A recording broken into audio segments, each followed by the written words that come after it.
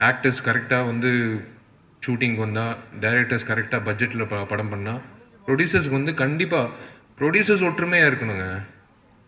தயாரிப்பாளர்கள் ஒற்றுமையாக இருக்கணும். தயாரிப்பாளர்கள் தான் முதலாளிங்க. தயாரிப்பாளர் தான் முதலாளிங்க. தயாரிப்பாளர் வந்து ஒற்றுமையாக இருந்தால் எல்லாமே வந்து நல்லபடியாக நடக்கும். நான் வந்து ஒரு விஷயம் சொன்னேன். 1 கோடியிலேருந்து 4 கோடி வரைக்கும் நீங்கள் படம் பண்ணுற வரீங்கன்னா வராதிங்க. பசங்க பேரில் ஃபிக்ஸ்டு டெபாசிட்டோ இல்லை வந்து நிலத்தை போட்டுருங்கன்னு என்னை திட்டினாங்க. இவன் எப்படி வந்து இப்படி பேசலான்னு. ஆனால் அதான் உண்மை. இன்றைய காலகட்டத்தில் சினிமா வந்து தத்தளிக்குது. நான் ஓப்பனாக சொல்கிறேன். இன்றைய காலகட்டத்தில் சின்ன சினிமாக்கள் வந்து தத்தளிக்குது. இது யாரும் வந்து மறுக்க முடியாது. எனக்கு தெரியும். போஸ்டர் மட்டும் நான் பார்க்குறேன். ஆனால் தியேட்டரில் மட்டும் ஆள் இல்லை.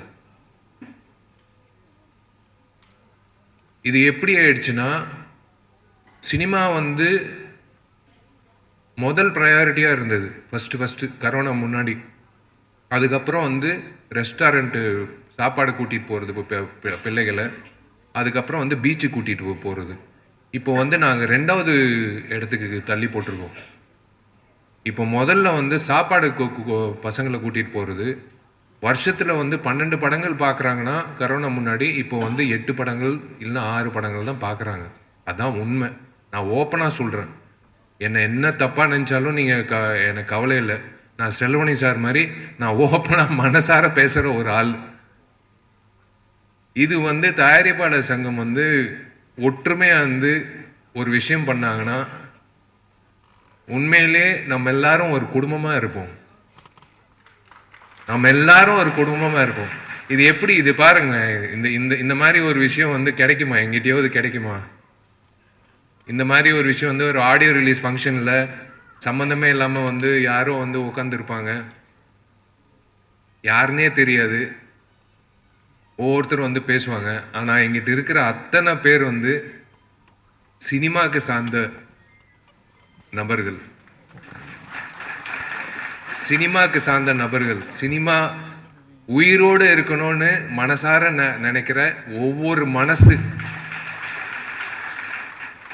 இத்தனை மனசு சேர்க்கறது வந்து சாதாரண விஷயம் இல்லை செல்வனி சாருக்கு. நான் அவருக்கு எப்பவுமே வந்து நான் வணங்குறேன். ஆக்சுவலாக எனக்கு நான் தான் சொன்னேன்ல, எனக்கு ரொம்ப பிடிச்ச தலைவர். எனக்கு ரொம்ப ரொம்ப பிடிச்ச தலைவர் செல்வமணி சார். நடிகர் சங்க குடும்பத்தில் 3500 பேர் இருக்காங்க.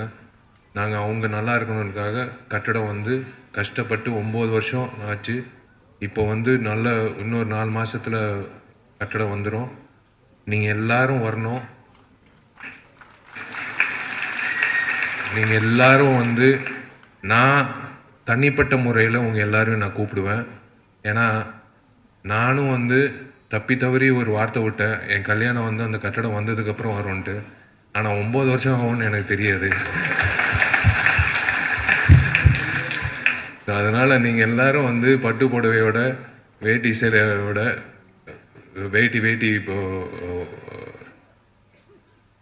நீங்கள் எல்லாரும் வரணும். நீங்கள் எல்லாரும் வந்து வாழ்த்தணும்.